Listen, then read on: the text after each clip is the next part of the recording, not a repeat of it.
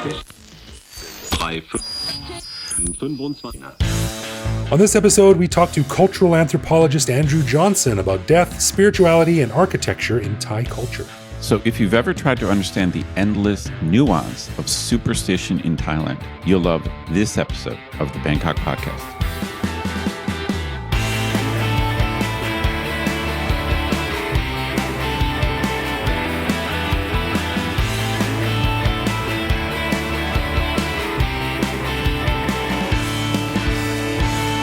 Sawadee krap, and welcome to the Bangkok Podcast. My name is Greg Jorgensen, a Canadian who came to Thailand in 2001, but still keeps a lucky piece of flannel in my wallet to remind me of the motherland. I love that. Flannel. That's just not a word you hear a lot in Thailand. It's pretty good, eh? Flannel.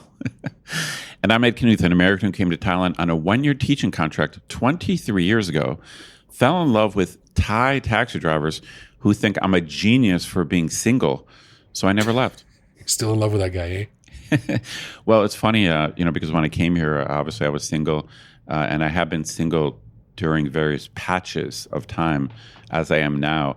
And I just get a big kick out of this, where, obviously most taxi drivers are guys, and if you tell a Thai taxi driver you're single, they're like, "Oh my God, you're so smart! Like how, you're like, how did you think of that?" Like they're just like, "How did you think of that?" They're like, "Are you allowed to do that? Like you're allowed to be single?" It's just if I knew that tack in high school, I would have been a lot cooler. Like, yeah, I'm not single because no girls want to go out with me. Yeah, it's by choice. That's right. They think you're a genius. All right, we want to give a big thanks to all of our patrons who support the show. Patrons get every episode a day early, behind-the-scenes photos of our interviews, a heads-up to send questions to upcoming guests, and access to our Discord server to chat with me, Greg, and other listeners around the world. But best of all, patrons get an unscripted, uncensored bonus episode every week where we riff on current events and Bangkok topics. On this week's bonus show, we chatted about my recent excursion to Khao San Road on Halloween and the shiny new police station that just opened up. How PayPal shutting down to foreigners in Thailand a few years ago is still coming back to annoy Greg and me, to be honest. And an update on the increasingly grown-up slang that Greg's son is learning on the playground or the internet. We're not sure. To learn how to become a patron, click the support button at the top of our website. They grew up so fast, man. They do.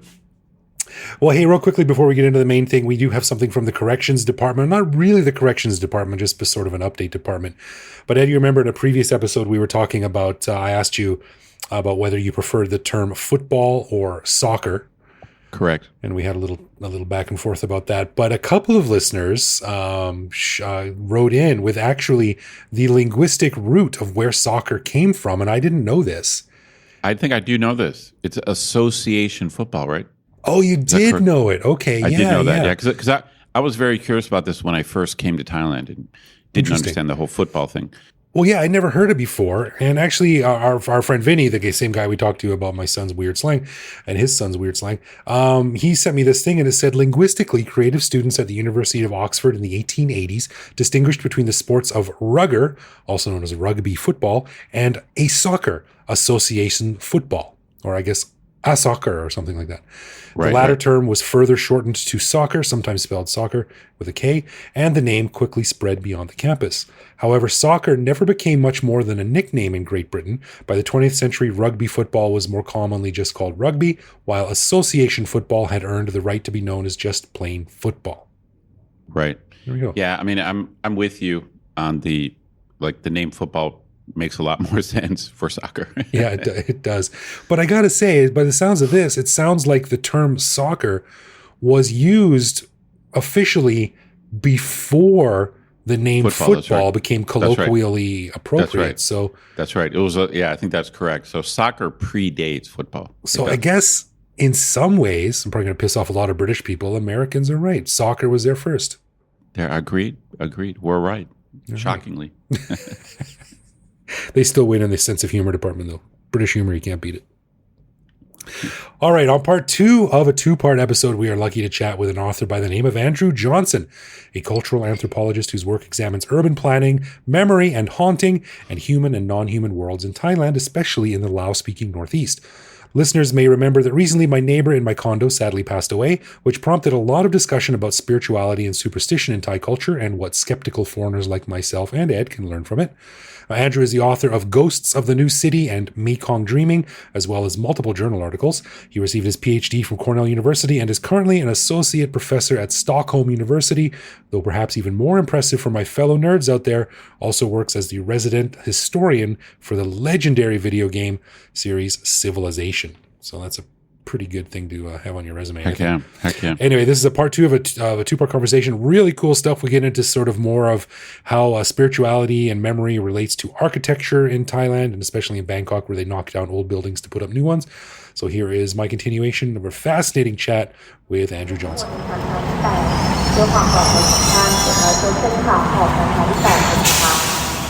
And I asked a friend of mine, too, in the lead up to this episode and chatting about it. I said, a Thai friend of mine, I said, as someone who believes in these kind of things, when you look at a skeptical foreigner like myself, do you think, A, they're so dumb and ignorant because they ignore the plain truth that's visible right in front of them?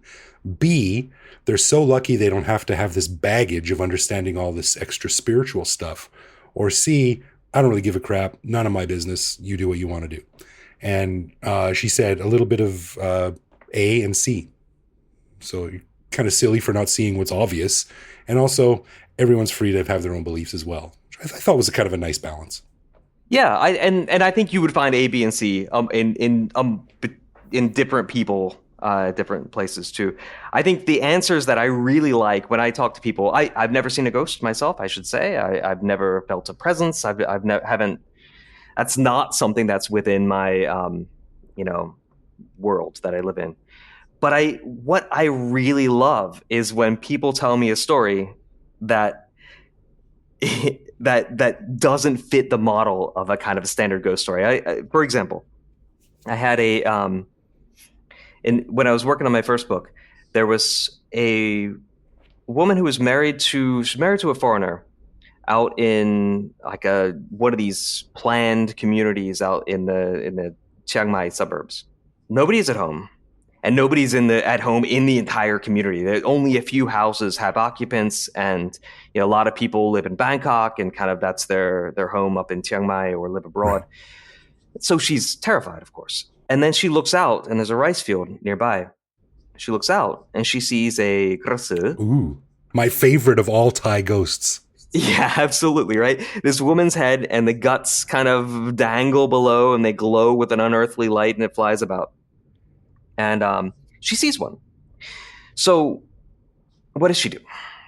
Now, if you think about like a standard kind of Western ghost story, there's certain things you do in a horror movie or something like that. No, she gets angry and calls the cops. And the cops show up. And they say, yeah, you've got a grasser there. And they fire the guns at them. Or they fire their guns at the ghost. And it flies away. I love that story because it doesn't fit into what I think of as a ghost story. There is no unearthliness. There's a physicality. There is a legitimation of the authority figures of, well, yeah, that's a ghost. There's a pragmatism too. Let's scare it off. And I think understanding that what we think of as ghosts and ghostliness and things like that has to go through some translation too. So the word phee, for instance, it means ghost, but it can mean a lot of things too. It can mean something tangible and physical. It can mean kind of a vampiric witch spirit. It can mean a classic ghost. Outside of Bangkok especially, it can mean a benevolent guardian spirit. It means something that is something more than what it seems. Okay. So something that extends beyond into the supernatural. So I think when we think about living with spirits, living with the things that extend beyond, that more so than just a catalog of specters is kind of something we're thinking through. Interesting. I love that image. It sounds like something out of a Molam comedy or a Luke Kun comedy. Like the cops showing up and just blasting their guns at these ghosts. I would love to see a Western version of that. Someone says a poltergeist is moving the chairs around my house, and the dude from Police Academy shows up and starts shooting holes in the walls. Now, one thing I wanted to ask you about, you wrote a book called Ghosts of the New City, Spirits, Urbanity, and the Ruins of Progress in Chiang Mai, sorry. Now, that's something that I think a lot of people in Bangkok are always on about, or at least aware about, is just the relentless construction going on here and the demolish and renewal of old buildings. And some of them are not so nice. Some of them are really nice. But I think it's something that you can't escape. And I'm of two minds of it. On one hand, I miss the old Intercontinental Hotel where Siam Paragon is now. I miss the old Scala Theater down on Ramawan Road across from Paragon. That drove me crazy. But I also understand that cities need to modernize. They need to keep up. And it's just capitalism. That land is too valuable to ignore. So I'm kind of two minds about that. But I've never looked at it from a spiritual side of things. And it's really interesting to think about what spiritual or magical or animist traditions and energy or mojo or whatever you're losing when you demolish these buildings. It's not just the cement and the bricks that's gone. It's the memories and all those associated things. Can you sort of explain and expand on that a little bit? Sure, I'd love to. But I want to flip your comment there on its head a little bit. All right. There is a magical spiritual energy that the new buildings bring with them, and that is the promise of progress, the promise of modernity, all of the things which, whether or not it's advertising or kind of public information campaigns, whether or not it's the Thai Health Promotion Foundation's advertisements or something like that, or just all the promises of development are what get infused within those buildings. So if we think of them as a fetish in the anthropological term, which is an object that has within it something else, some other thing that goes beyond, Okay. right? So you have a brand new gated community, and within it, you have all the dreams that you project upon it. And what happens when those dreams don't live up to it? What happens when things suddenly seem to fall apart? What happens when nothing sells? What happens when there's a crime or other kinds of things within it? What kinds of authors to that misfortune are there?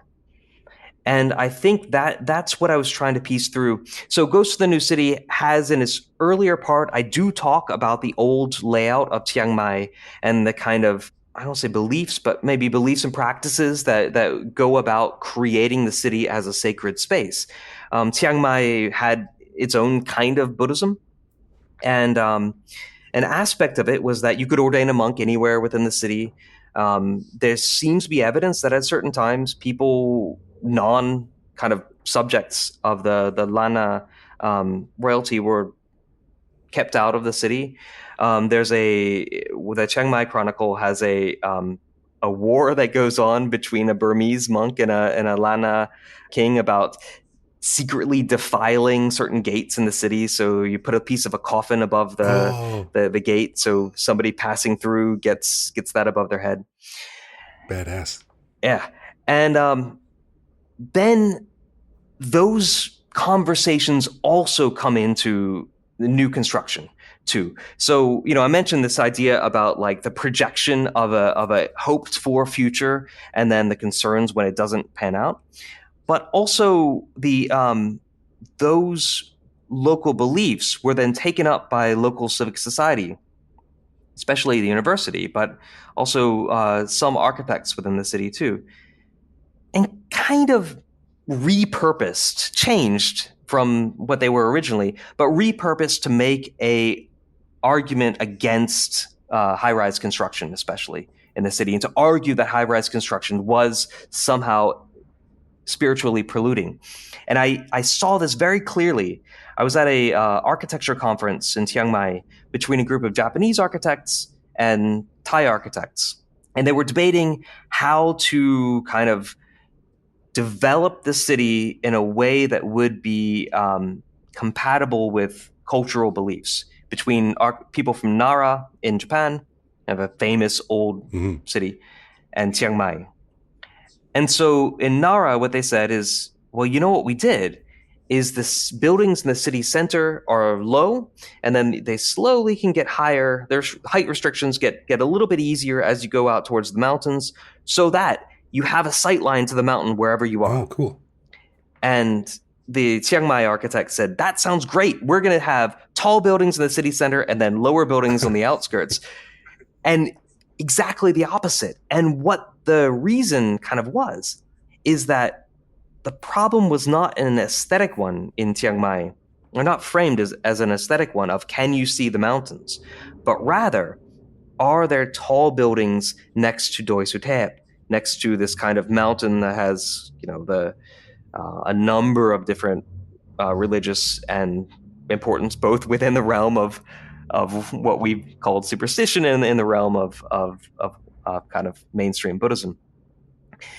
So you had it kind of working at opposite purposes, but that sort of showed how local religious beliefs were a comfortable partner with anti-sprawl activists in ways where I don't think a lot of the architects really believed in one sense of the word, but they also weren't there to offend the spirits, and they were both working towards a common cause.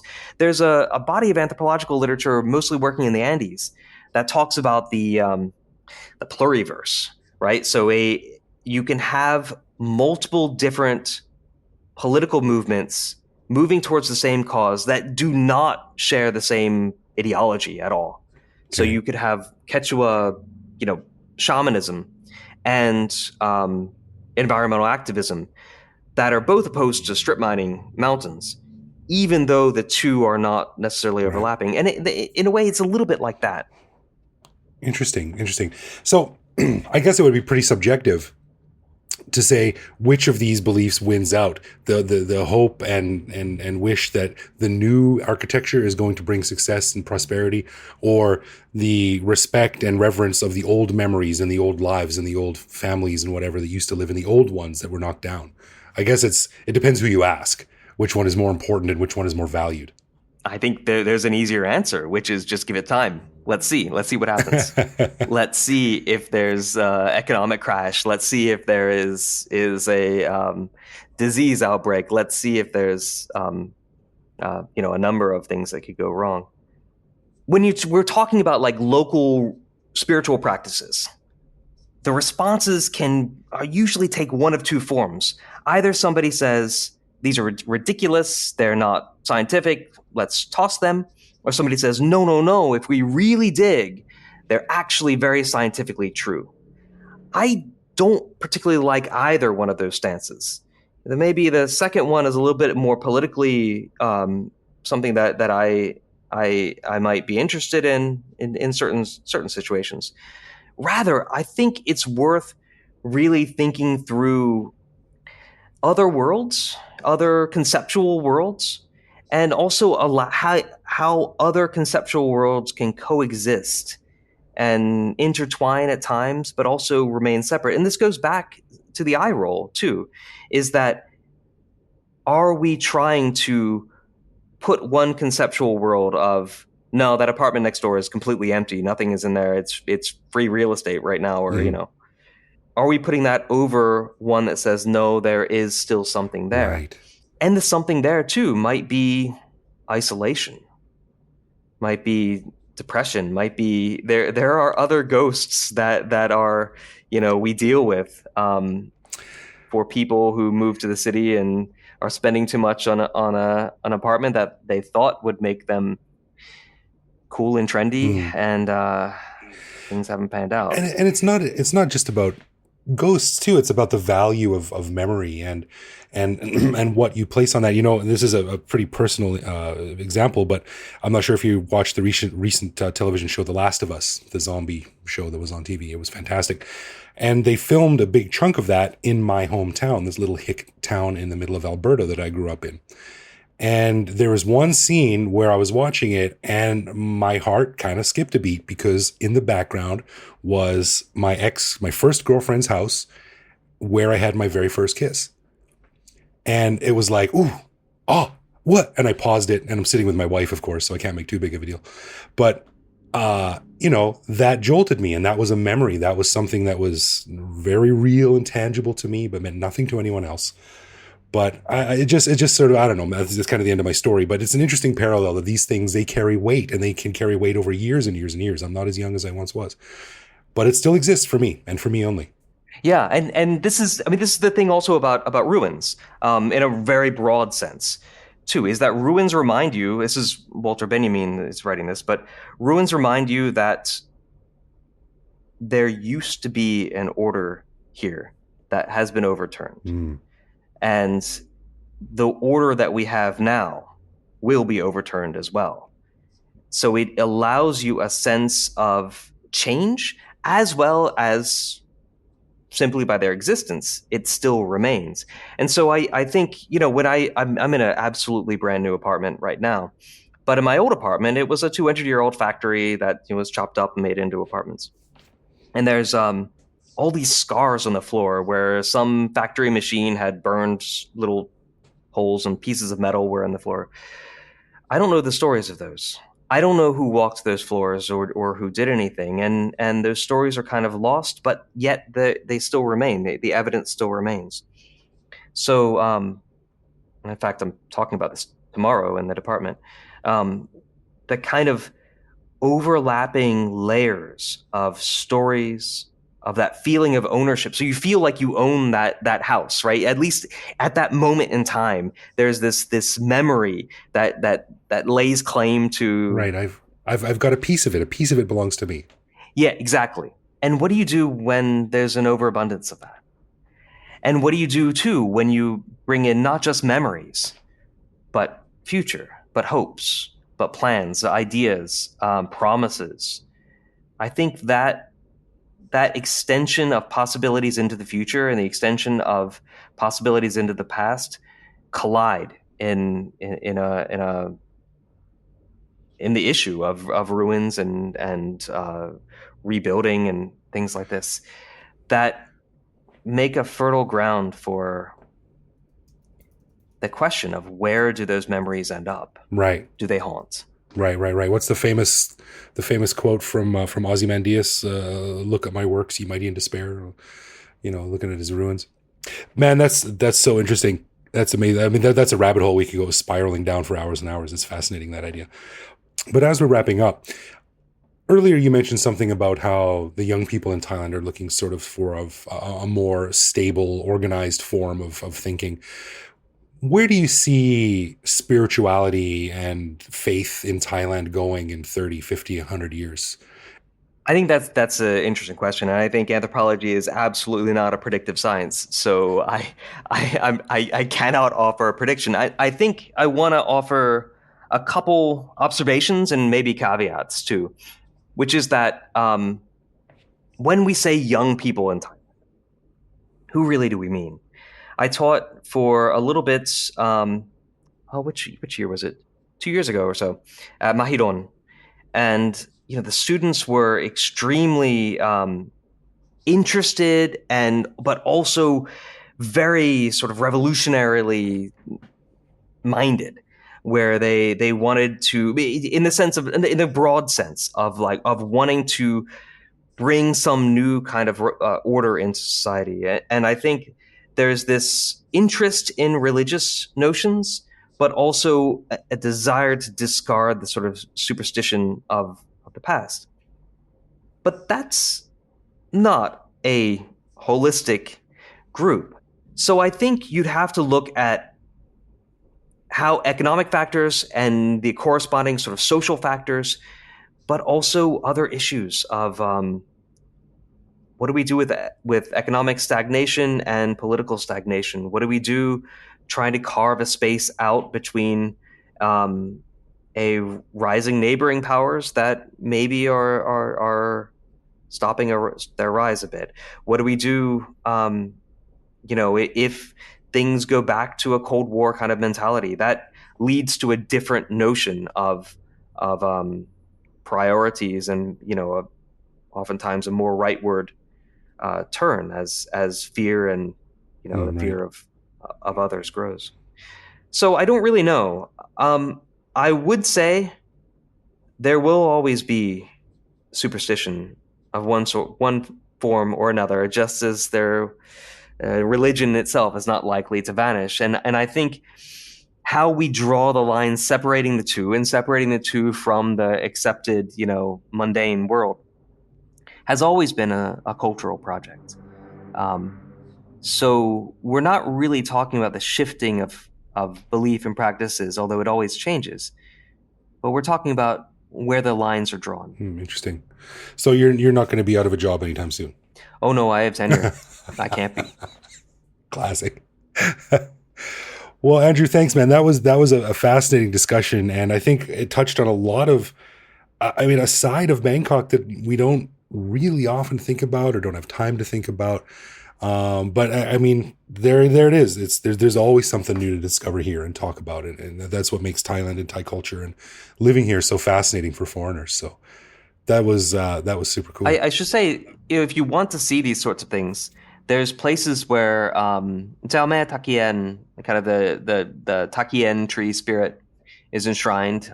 There's Wat Mahabut in out near Onnut, in where Nang Nak lives.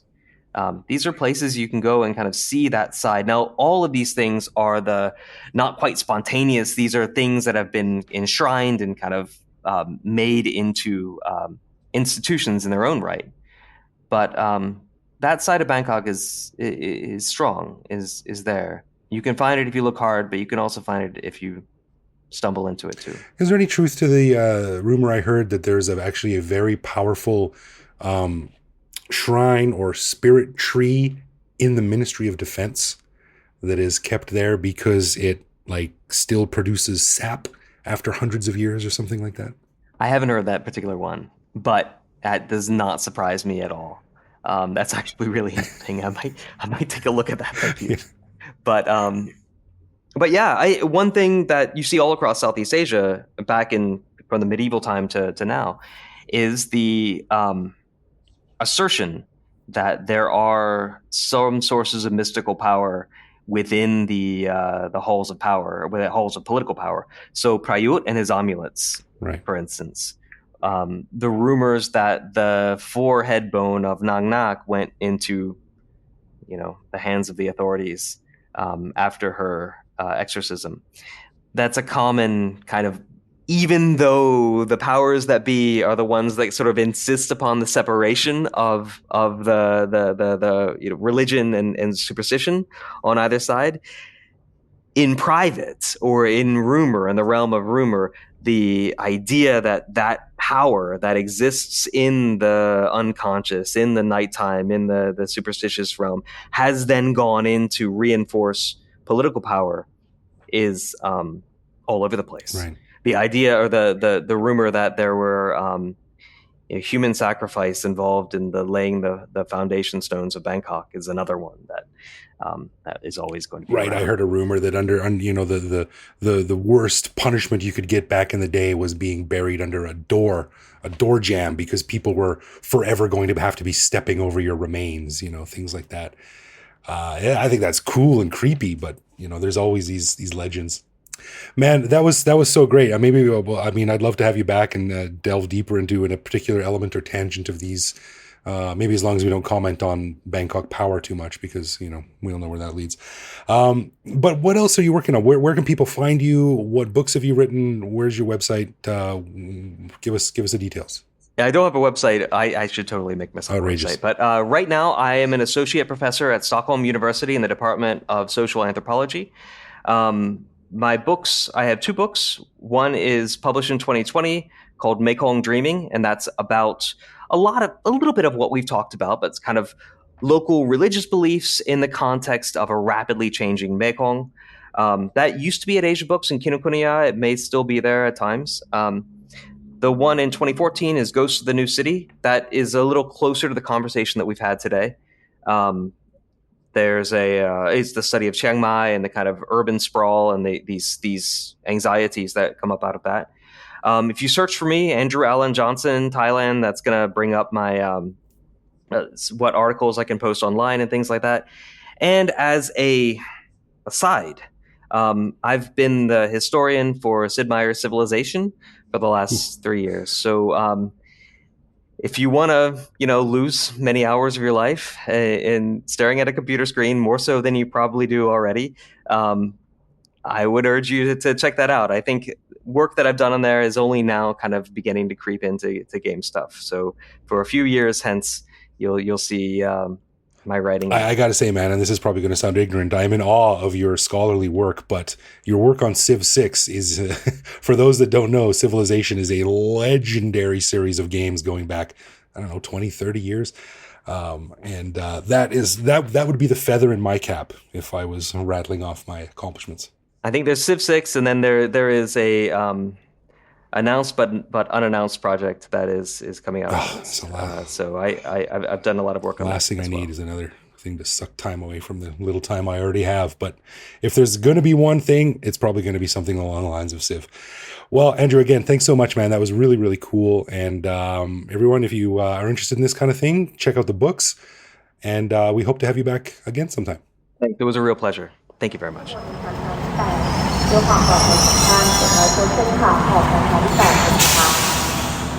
Man, I really enjoyed this second part because the first part was cool for me because I teach critical thinking. But a lot of the issues you guys discussed in part one, I was just very familiar with. It's kind of my wheelhouse. But in this episode, this architecture stuff, I just don't know much about architecture or urban planning. And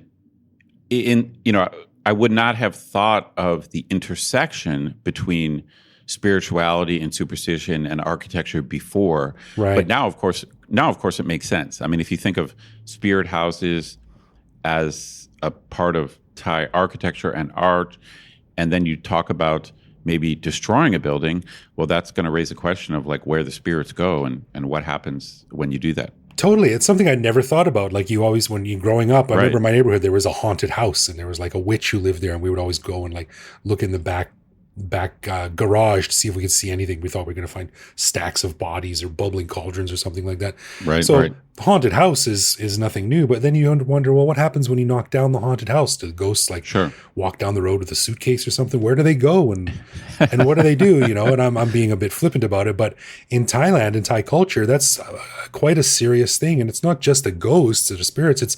It's the memories and the sort of, I don't know what you'd call it, the psychic imprint of the history of that building. Like that's a really interesting thing to think about. Yeah, for sure. Super interesting guy. We got to get him back on. His specialty is just so pertinent to like a lot of issues you and I talk about. Like, how do I explain it? Like, okay, so we have expertise about expat life in Thailand, but you and I are not really experts on Thai culture. We're trying to up our game and learn about this and learn about that. Right. But we just need people like him who've gone deep on a certain thing. Yes. That we don't have time to go deep on. Right. And he did the dream. He pulled it off. He moved to like some remote part of Thailand and lived there. And what better way to learn about the culture and the language than to be like, well, if I don't learn to speak, I don't eat. And then start to talk to people and study and learn. And yeah, it's a really cool specialty. Man, I just realized so long ago, I just never did it. Like, I honestly, like in 2004, I said, if I don't leave Bangkok and live in a small town, I'm never going to learn Thai. And I was right. I was right, damn it. I was right. So you can take solace in how right you were about how lame you are now. Correct. That's correct. I could still do it, I suppose. I could still do it any day now. Yeah. Anyway, no, he's very much welcome back on the podcast. I think he's super bright and super interesting. Yeah, I thought that was really, really cool. And thank you very much, Andrew, for coming on. Although I have to say, full disclosure, I am still not going to play Civ because once you get into those video games, you cannot stop playing them. You have to resist. Yeah, it's bad enough the games that I already play. I don't want to get sucked into a new one. Yeah, totally. Well, yeah. Thanks, Andrew. That was a really great conversation, and we hope to talk to you again soon. For sure. All right, let's do something we call Would You Rather, where one of us picks two contrasting situations tied to Thailand to debate and choose which one we would prefer. Ed, this week it's your ball. What do you got? Yeah, okay. I've got an interesting question. You and I just experienced the J Festival here, and of course, Halloween just passed recently. And I got to say, in general, I don't consider myself like a big holiday guy. Like I've got my own opinions about holidays. But I got a question for you. After being here so long, and you and I both have affection for some Thai holidays like Songkran or whatever. Sure, yeah.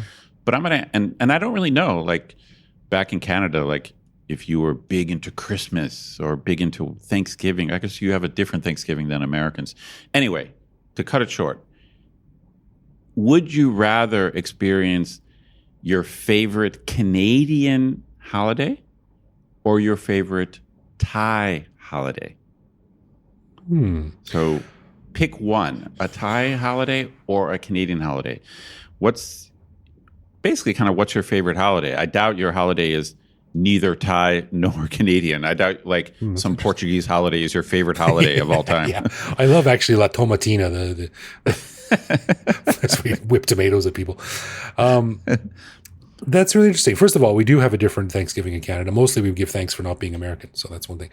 But yeah, this is a good question, but I got to say, man, it's Christmas all the way. Christmas was a huge deal for me growing up. Oh, it was a big deal. So because you're not a religious guy. You don't come from a religious family, but Christmas was a big deal for you. Yeah, no, it wasn't about religion at all. It was about family. My family we were all over the place and we all had our own thing. So we didn't spend a lot of home time together. So and Christmas in Canada, it's just so bloody pleasant and wonderful and cheery, and there's decorations and there's special music, and my mom's a good baker and she made snacks. And you just I really like Songkran in Thailand. I might not like throwing water, but I like the festival aspect. I like that it's like a 5-day holiday, and it's fun being in Thailand when it's warm, but that can't compete with 26 years of Christmas momentum that I had built up in Canada.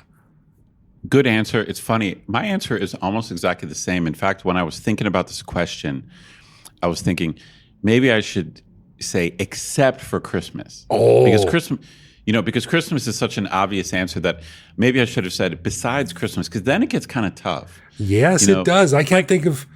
Like, for example, my family always got together for Thanksgiving, but I might take Songkran over Thanksgiving. You know what I mean? Because it's funny, like your answer is almost exactly like mine, and you and I didn't talk about this before. No. Like I really like Songkran a lot, even though of course I'm not into the water fighting, but I like Songkran a lot.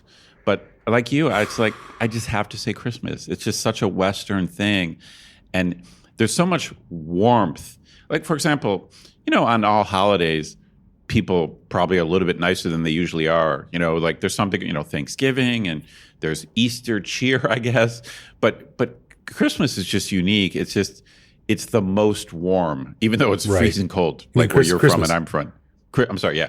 Christmas is the most warm. It's just just emotionally, and when in my memories, it's misty-eyed memories of Christmas. And it was just such a big deal when we were in our formative stages too. Like, of course, when you're a kid and getting presents, and and that really imprints on you, and nothing you do as an older adult can compare with that. So, but interesting. If you took Christmas away, that's tough. Huh? I'd probably say Songkran too. I can't think of another Western holiday that really matters enough to me to. Yeah, it's funny. I always feel weird because I've never been into Halloween. Like I'm kind of a party pooper. Like I'm just not like, I'm not into costumes. I just don't have the right attitude. Like I just don't have that like goofy, like, I don't know. I've never got into it. I never got into Halloween. So it's like, I definitely would not vote for Halloween. Like I wish, you and I have talked about this. I wish Halloween was bigger here. I feel that like Halloween is the perfect holiday for Thailand, and they're a little bit into it, but they haven't adopted it. You think if they would adopt one Western holiday, it would be Halloween?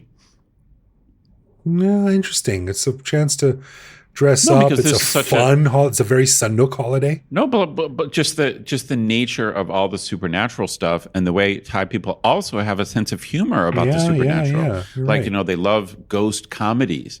Like so they're not, even though on the one hand, they can be serious about supernatural beliefs. They also have no problem making light of them as well. Right. You'd think Halloween would be just the perfect Western thing to catch fire here. And it is kind of a thing, like a little bit, but it's not a big thing, right? It's more of a gimmick. It's either for like young adults wanting to go out and party with friends or little kids Right. living in mubans with lots of foreigners. And that's pretty much it. Yeah. But either way, I guess I'm with you. I'm going to go Christmas. Good one. Yeah, good one. Christmas beats all. It's a mighty. Heck yeah. It's a granddaddy of all Western holidays. It is, for sure. And your point was well taken. Like, it's just when you get presents on Christmas and you grow up that way, you just can't. What you beats can't Yeah, you can't beat that. All right. A final thanks to our patrons who support the show. Patrons get a ton of cool perks and the warm, fuzzy feeling knowing that they're helping in our never-ending quest for cool content. Find out more by clicking support on our website. And connect with us online. We're Bangkok Podcast on social media, bangkokpodcast.com on the web, or simply bangkokpodcast@gmail.com. We love hearing from our listeners and always reply to our messages. Totes my goats. You can also listen to each episode on YouTube. Send us a voicemail through our website that we'll feature on the show. Hit me up on threads at BKKGreg. So thanks for listening, everyone. Take it easy out there. Have a spooktacular, I guess Halloween's over now. But either way, thanks for listening. I'll see you back here next week. No doubt.